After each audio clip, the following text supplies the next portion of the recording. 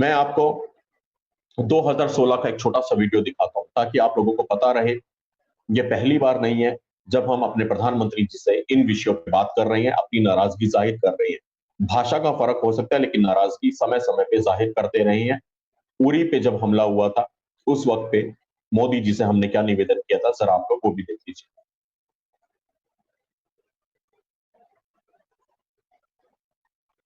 6 साल पुराना वीडियो है नमस्कार। ये। 2016 का है, आदरणीय 6 साल मोदी जी पुराना। नमस्कार। तकरीबन 125 साल पुराना एक विज्ञान का प्रयोग है कि एक भगोने में नॉर्मल टेम्परेचर वाटर लेते हैं, सामान्य तापमान का पानी, और उसमें एक मेंढक को रखते हैं। उसके बाद में हम उस भगोने को गैस पे गर्म होने के लिए रखते हैं, पानी को धीरे धीरे धीरे धीरे गर्म करते हैं। तो सर मेंढक के पास कुदरती ऐसी ताकत है कि वो अपने आप को गर्म होते पानी के हिसाब से उसी पानी में एडजस्ट करना शुरू कर देता है। पानी थोड़ा थोड़ा गर्म होना शुरू होगा, मेंढक बड़ी कंफर्टेबली अपने आप को गर्म पानी के अकॉर्डिंग एडजस्ट कर लेगा। पानी और गर्म होगा, मेंढक खुद को एडजस्ट करता जाएगा।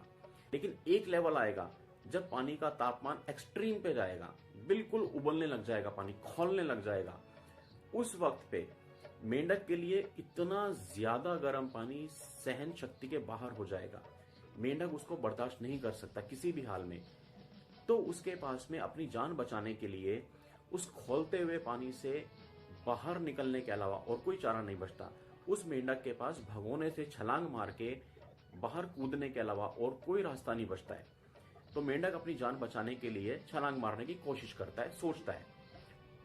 वो छलांग मारने की कोशिश भी करता है लेकिन वो छलांग मार के बाहर आ नहीं पाता। क्यों?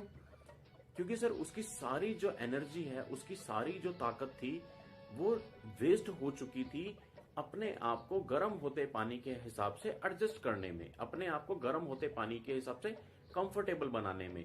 अब जब जान पे बिल्कुल ही बनाई और उसने जान बचाने के लिए छलांग मार के बाहर आने की सोची, तो उसकी क्षमता जवाब दे चुकी थी। कुछ देर छटपटाएगा पानी में, फिर मरनासन पलट जाएगा और दम तोड़ देगा। ये सर बड़ा पुराना प्रयोग है विज्ञान का, कई यूनिवर्सिटी में पढ़ाते भी हैं उसको बच्चों को। और उसके बाद में अगर सवाल करें कि भाई मेंढक क्यों मरा, तो सामान्य ज्ञान या जीव विज्ञान के हिसाब से इसका सीधा उत्तर है कि गर्म पानी ने, खोलते हुए पानी ने, उबलते हुए पानी ने मेंढक की जान ले ली, या मेंढक खोलते हुए उबलते हुए पानी के कारण मर गया। लेकिन यह उत्तर गलत है। मनोविज्ञान के हिसाब से या गहराई में जाके सोचें तो मेंढक की मौत का कारण उबलता हुआ खोलता हुआ पानी नहीं था। मेंढक की मौत का कारण था गर्म होते पानी से बाहर कूदने की जो उसका फैसला था उसमें हुई देरी। गर्म होते उबलते हुए पानी से बाहर छलांग मारने के फैसले में हुई देरी की वजह से मेंढक की जान गई। क्या पॉइंट है सर इस कहानी का? ये मेंढक की कहानी नहीं है, ये हमारी कहानी है, ये हम हिंदुस्तानियों की कहानी है, ये मेरी कहानी है, आपकी कहानी है, हर हिंदुस्तानी की कहानी है, हमारे हिंदुस्तान देश की कहानी है। मेंढक हम, और उबलता हुआ गर्म पानी आतंकवाद, टेररिज्म, हमारा पड़ोसी पाकिस्तान। सर हम 70 सालों से बर्दाश्त करते आ रहे हैं। हमने अपने आप को हर आतंकवादी घटना के बाद उसमें एडजस्ट करना शुरू कर दिया है। हमने कितने आतंकवादी हमले सहे हैं हमारे देश ने, चाहे वो मुंबई का हमला हो, संसद का हमला हो, पठानकोट का हमला हो, उरी का हमला हो।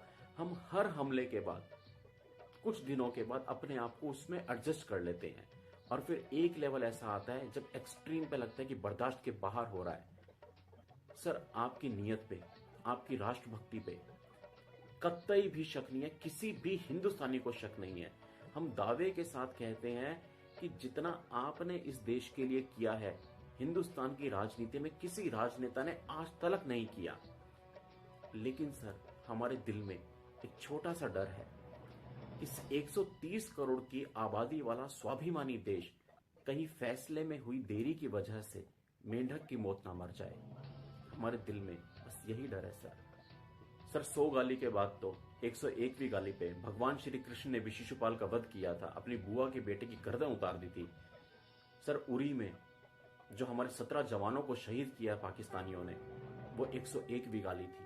और कल यूएन में जो नवाज शरीफ ने स्पीच दी है, वो तो सर 102वीं गाली थी। शिशुपाल वध बनता है सर, अब बनता है।